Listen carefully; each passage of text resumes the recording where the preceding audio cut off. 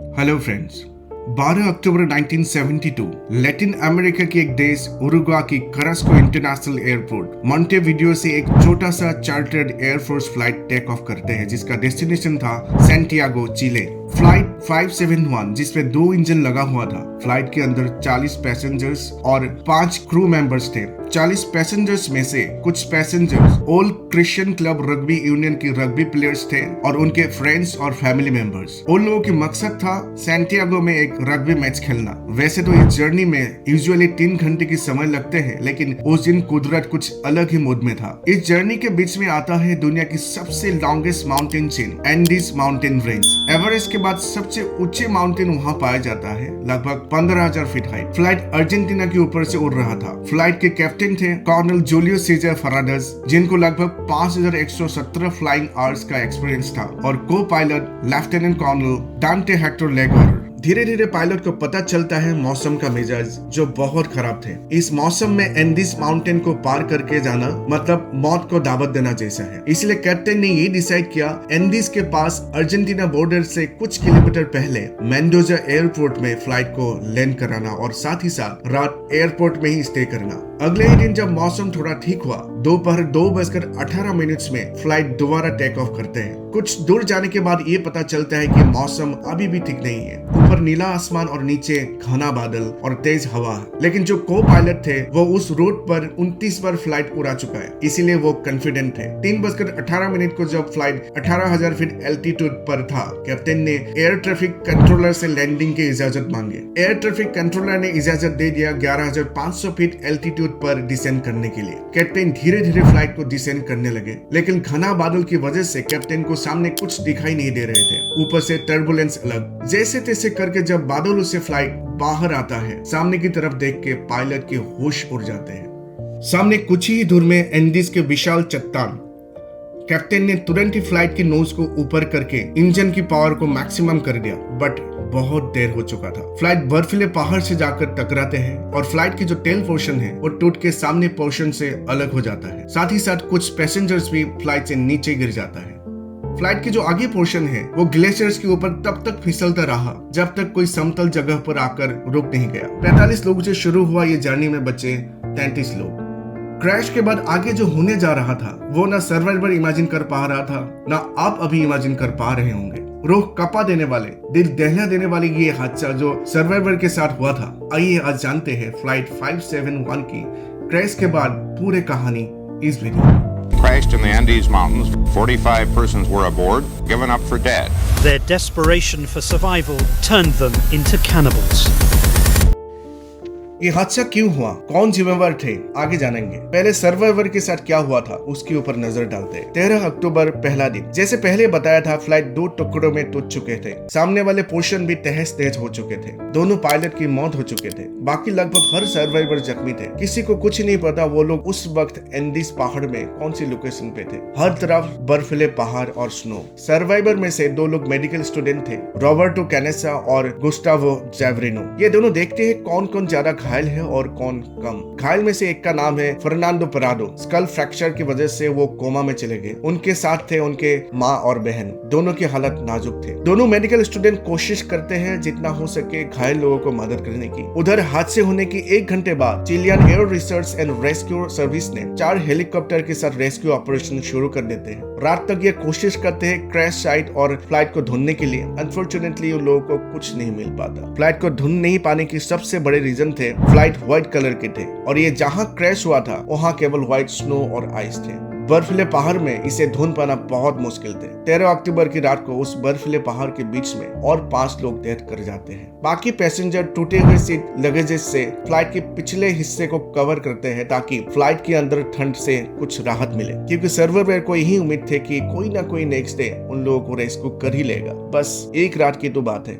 14 अक्टूबर Argentina, chilli और Uruguay देश से कुल 11 प्लेन और हेलीकॉप्टर सर्च ऑपरेशन में लग जाते हैं। सर्वाइवर देखते हैं कि 1 नहीं, 2 नहीं, 3 फ्लाइट उन लोगों के ऊपर गुजर रहे हैं। वो लोग खुश हो जाते हैं। वो लोग चिल्ला के, हाथ हिला के प्लेन को इशारे देने की कोशिश करते हैं। कुछ सर्वाइवर लिपस्टिक के सहारे SOS लिखने की कोशिश करते हैं, कुछ बैग्स और लगेजेस के सहारे X लिखने की कोशिश करते हैं, बट कोई काम नहीं आता। रेस्क्यू टीम क्रैश प्लेन को डिटेक्ट नहीं कर पाया और उसी तरह दूसरे दिन की सर्च ऑपरेशन भी खत्म होता है।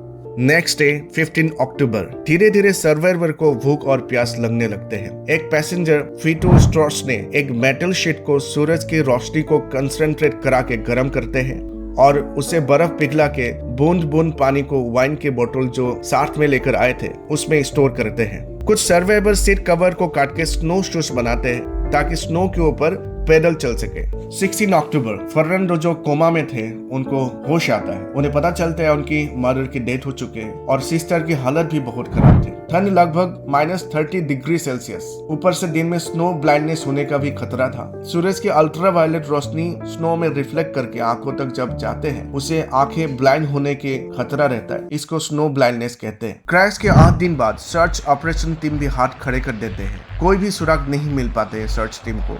उनको अब लगने लगता है कि 8 दिन के बाद शायद ही कोई जिंदा बचा होगा। 21 अक्टूबर को सर्च ऑपरेशन बंद कर दिया जाता है। सर्च ऑपरेशन बंद होने की इंफॉर्मेशन फ्लाइट में लगे हुए एक रेडियो ट्रांजिस्टर्स के जरिए पता चलता है, जहां वन वे कम्युनिकेशन हो सकते थे। मतलब सर्वाइवर ओनली सुन सकते थे। सर्वाइवर के दिल टूट गए थे, ऊपर से खाना भी खत्म होने लगा है। हालत यहाँ तक पहुँच गया था कि पराडो नाम के एक पैसेंजर ने एक चॉकलेट कोटेड मूंगफली को 3 दिन तक खाया था। इमेजिन कर सकते हैं आप खाने की कितने किल्लतें हो गए। ऊपर से 11,500 फीट के ऊपर ना कोई पेड़ पौधा थे ना कोई खाने की चीज। भूख के मारे 11वें दिन कुछ लोगों ने फ्लाइट की जो सीट है उसके ऊपर लेदर कवर लगा हुआ था उसको खाने लगे, जिसकी वजह से वो बीमार पड़ने लगे। एक कहावत है, मरता क्या ना करता। अब बात आ गई जिंदगी और मौत की। जिंदा रहने के लिए उन लोगों ने ऐसा डिसीजन लिया जिसको सुन के आपकी रोंगटे खड़े हो जाएंगे। डिसाइड किया गया कि जो डेड बॉडी थे उसका मांस खाने के अलावा और कोई दूसरा रास्ता है ही नहीं। ये डिसीजन लेना बहुत ज्यादा मुश्किल था क्योंकि ये जो डेड बॉडी थे वो अपनों के थे, किसी का रिलेटिव्स और किसी का फ्रेंड्स थे। कुछ लोगों ने खाने से मना कर दिया था, लेकिन 2 दिन और भूखे रहने के बाद जब उन लोगों को एहसास हुआ कि और कोई दूसरा ऑप्शन है ही नहीं, तब जाके वो लोग भी डेड बॉडी से मांस खाने लगे।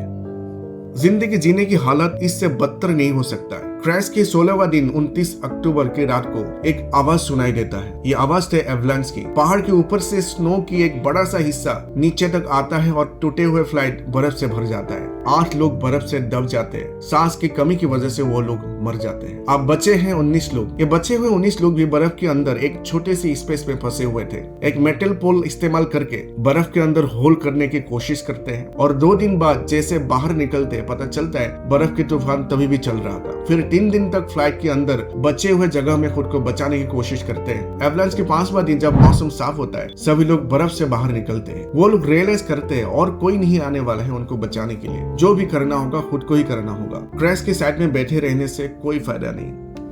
कैनेसा, पराडो और विजिंटिन वहां से निकलते हैं बाहर चलकर मदद ढूंढने के लिए। सबसे पहले चलते हैं वेस्ट साइड की तरफ। उन लोगों को लगा कि वेस्ट साइड में शायद चिली देश होगा, बट वो लोग गलत साबित होते हैं। अब कोशिश करते हैं ईस्ट की तरफ चलने के लिए। 15 नवंबर, क्रैश के 33वें दिन, घंटों ईस्ट की तरफ जाने के बाद उन लोगों को फ्लाइट की टूटे हुए टेल पोर्शन देखने को मिलते हैं। उसके अंदर कुछ बैग्स, चॉकलेट्स, मीट पैटीज, रम की बोतल्स, कपड़े और कॉमिक बुक्स मिलते हैं। इसके साथ साथ 2-वे रेडियो कम्युनिकेटर भी मिलते हैं। उसको चलाने के लिए टेल के अंदर बैटरी भी खोजते हैं और बैटरी मिल जाते हैं। कोशिश करते हैं रेडियो कम्युनिकेटर को एक्टिव करने के लिए ताकि SOS मैसेज भेज सके, बट प्रॉब्लम था कि इसके लिए 115 वोल्ट AC करंट चाहिए था, बट बैटरी से 24 वोल्ट DC करंट जनरेट हो रहा था। 11 दिसंबर, क्रैश की 59वां दिन, रात को फिर एवलांच आते हैं और 3 और लोग डेथ कर जाते हैं। अब बचते हैं सिर्फ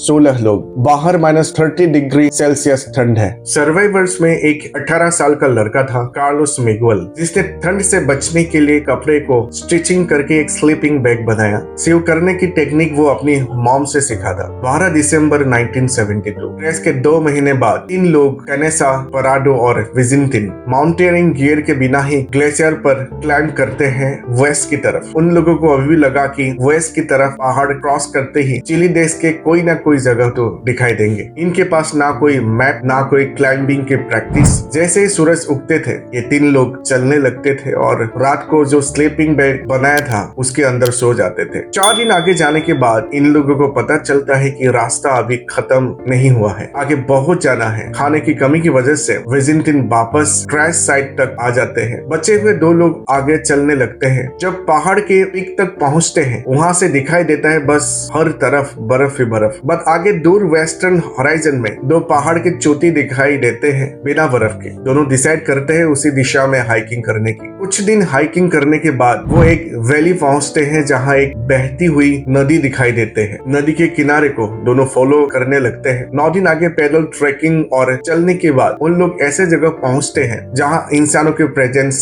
दिखाई देते हैं। खेतों में कुछ गाय दिखाई देते हैं। ये लोग इतने थक चुके थे कि आगे चला नहीं जा रहा था। कुछ देर के बाद नदी के दूसरे किनारे एक लोग दिखाई देते हैं जो घोड़े पर बैठे हुए थे। पराडो चिल्ला के कुछ बताने की कोशिश करते हैं बट नदी के शोर इतने ज्यादा थे कि सामने वाले को कुछ समझ में नहीं आ रहा था। उन्होंने एक पत्थर के साथ पेन पेपर को बांधते हैं और पराडो की तरफ फेंकते हैं। जैसे पेन पेपर मिलते हैं पराडो स्पेनिश भाषा में पूरे दास्तान लिखते हैं कैसे वो लोग प्लेन क्रैश की वजह से एंडीज के गुमनाम बर्फीले पहाड़ों के बीच फंसे हुए थे। अभी भी कुछ लोग वहां फंसे हुए हैं, उन लोगों को मदद चाहिए जल्दी से। चिट्ठी मिलने के बाद उस इंसान को याद आता है कि हाँ 2 महीने पहले एक प्लेन क्रैश हुआ था। वो आर्मी कैंप में पहुंचते हैं और चिट्ठी हैंड ओवर करते हैं। वहां से तुरंत सेंटियागो आर्मी हेडक्वार्टर को कांटेक्ट किया जाता है। दोनों सर्वाइवर आधा वेट लॉस कर चुके थे। उम्मीद के दम पर ये दोनों 61 किलोमीटर चढ़ाई की थी बिना ट्रेनिंग और मैप की सपोर्ट से। It's become an international news. Chile की तरफ से 3 हेलीकॉप्टर आते हैं रेस्क्यू करने के लिए। आर्मी ऑफिसर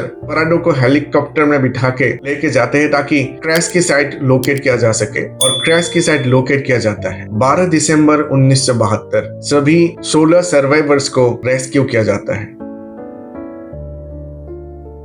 अब समझते हैं उस दिन फ्लाइट क्रैश क्यों हुआ था। अर्जेंटीना के मेंडोजा एयरपोर्ट से चिली की सैंटियागो एयरपोर्ट की जो डिस्टेंस है 180 किलोमीटर है, लेकिन इसके बीच में आता है एंडीज के विशाल पहाड़ जिसका हाइट है 15,000 फीट। इसको क्रॉस करने के लिए फ्लाइट को कम से कम 18,000 फीट एल्टीट्यूड अचीव करना जरूरी है। सीधे रोड से ये एल्टीट्यूड अचीव करना नामुमकिन है। इसलिए फ्लाइट को पहले मेंडोजा एयरपोर्ट से लेफ्ट की तरफ मतलब वेस्ट की तरफ ले जाया जाता है हाइट गेन करने के लिए। जैसे 18,000 फीट हाइट गेनिंग करते हैं वहां से फ्लाइट को मोड़ दिया जाता है एंडीज पहाड़ की तरफ। एंडीज पहाड़ क्रॉस करने के बाद जैसे ही फ्लाइट चिली के कोरेगो शहर पहुंचते हैं फिर दोबारा फ्लाइट को राइट की तरफ मोड़ दिया जाता है और सैंटियागो में जाकर लैंड करा दिया जाता है। उस दिन भी पायलट ने उसी रूट को ही फॉलो किया था बट गड़बड़ हुई थी लोकेशन की कैलकुलेशन को लेकर। फ्लाइट की लोकेशन 2 तरीके से कैलकुलेट किया जाता है। सबसे आसान तरीका है रडार से फ्लाइट की लोकेशन को ट्रैक करना। दूसरा तरीका है मैन्युअली कैलकुलेट करना, मतलब फ्लाइट की स्पीड, डिस्टेंस, आसपास की लोकेशन देख के फ्लाइट की लोकेशन कैलकुलेट किया जाता है।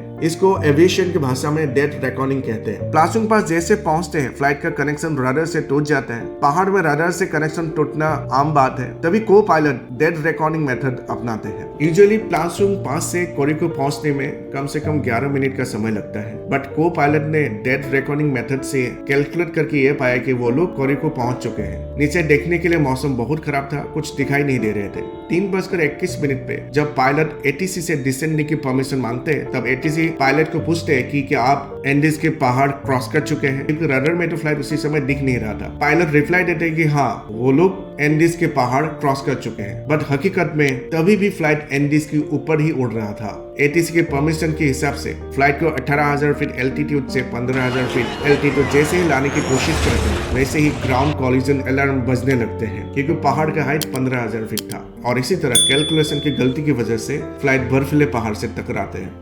इस कहानी से एक शिक्षा मिलते हैं कि उम्मीद में कितना ताकत होता है। आप किसी चीज के लिए ठान लो, डेडिकेशन के साथ आगे बढ़ो, मंजिल मिलना तय है, क्योंकि एक कहावत है ढूंढने से भगवान भी मिलते हैं। जय हिंद।